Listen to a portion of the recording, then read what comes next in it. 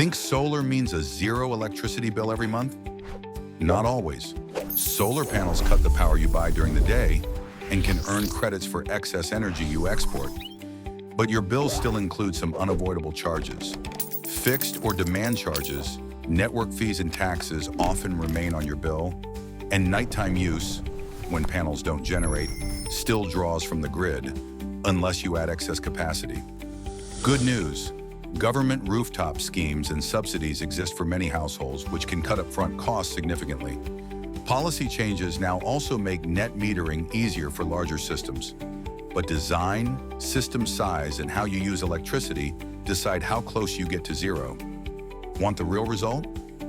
Right-size your system, shift heavy loads to daytime, consider battery storage, and choose a smart billing plan.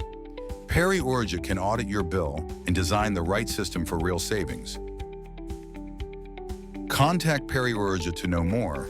Email us at www.periurja.com or call us at 908-245-1478.